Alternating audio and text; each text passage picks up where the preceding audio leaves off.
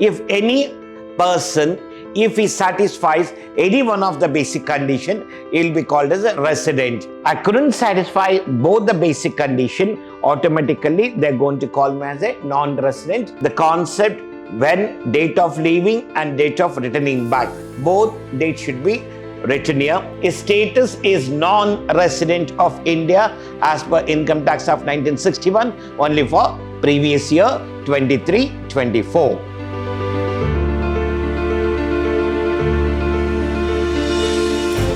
Warm welcome to 5th Sem BACHELOR. The subject we're discussing Income Tax 1, Unit 2, Residential Status and Incidence of Tax. In our previous session, we have discussed about resident, ordinarily resident, not ordinarily resident and non-resident, and we have solved some problems. In today's session, again we are going to consider the same thing, how to determine the residential status for the taxation purpose as per Income Tax Act 1961.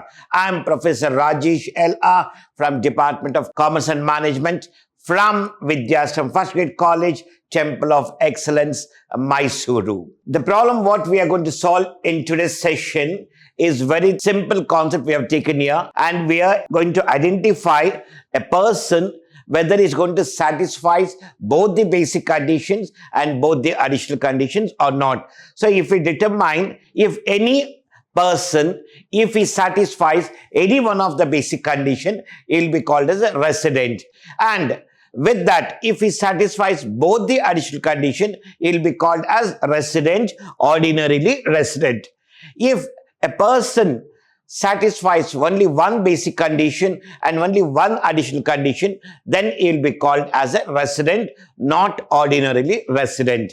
When a person doesn't satisfy any of the basic condition, so then he will be called as a non-resident. When any person doesn't satisfy basic condition, there is no need to verify additional condition.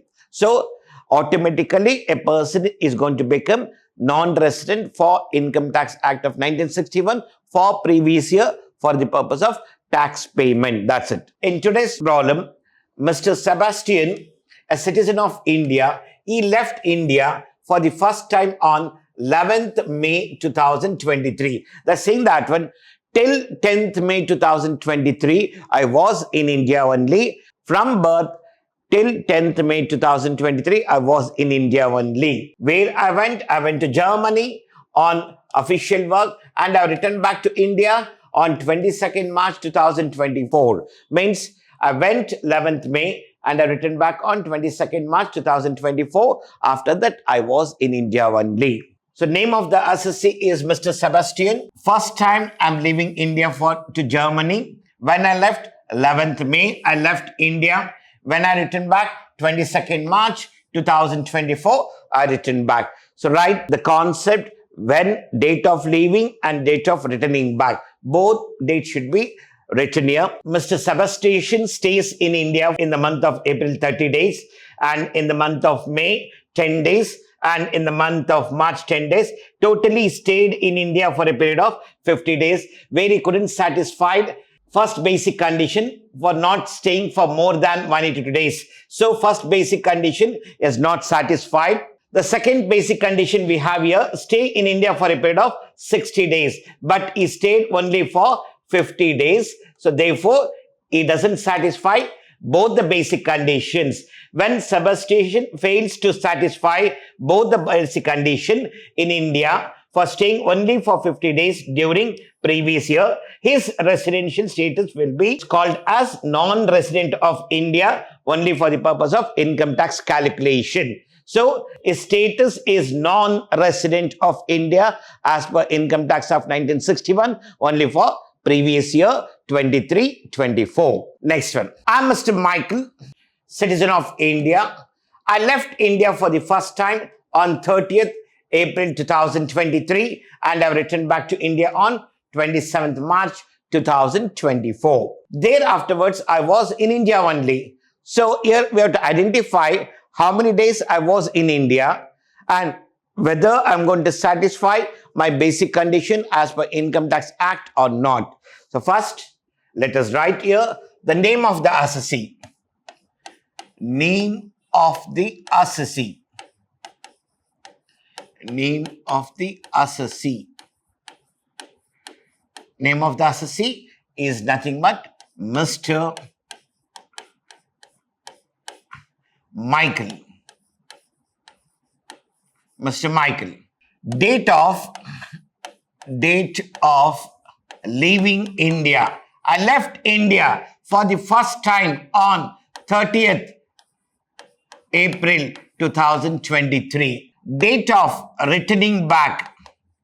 Date of returning back to India, 27th March 2024. So means from 30th April till 27th March, I was not in India. So now we have to calculate how many days I was in India during 2023-24. So there are 366 days are there in 2023-24. And what is my first basic condition? Stay in India for a period of 180 days or more during previous year 2023-24. When I left India on 30th April 2023 and I returned back on 27th March 24. So now 30th April I left India means up to 29th I was in India only. May I was not in India. June, July, August, September, October, I was not in India. November, December, January, February. When I returned back, 27th. So 27th, 28th, 29th, 30, 31. 1, 2, 3, 4, 5. So I was in India for 5 days. So totally 29 plus 5. So I was in India for 34 days during 2023-24. So I couldn't satisfy my first basic condition as per Income Tax Act of 1961. So automatically whether I'm going to second basic condition or not, we have to check. If I couldn't satisfy both the basic condition, automatically I'm a non-resident. Now, stay in India for a period of 180 days or more during previous year. I couldn't satisfy the basic condition. Stay in India for a period of 60 days. So for how many days I'm here? Only for 34 days. So I was only for 34 days. So I couldn't satisfy my second basic condition also. Therefore, for not satisfying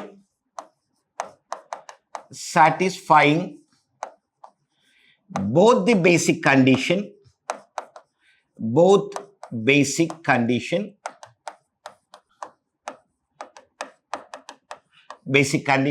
then residential status will be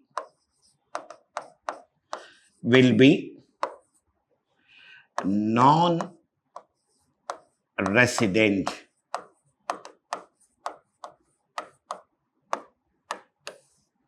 So when I couldn't satisfy both the basic condition, automatically they're going to call me as a non-resident for previous year 2023-24 for the purpose of income tax and not for other purposes. It is only for the calculation of taxation.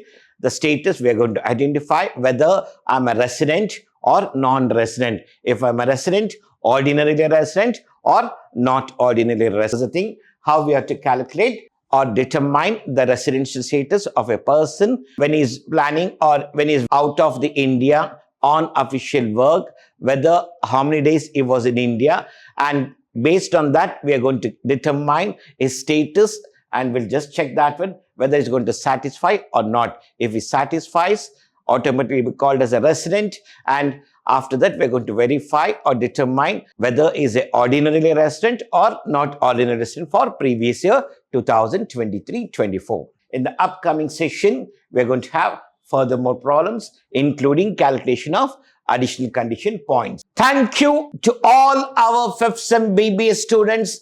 In today's session, we determine resident status of a person where he couldn't satisfy both the basic condition, and he will be called as a non-resident for the purpose of taxation only and not for other purposes. Thank you once again to all our BBA students.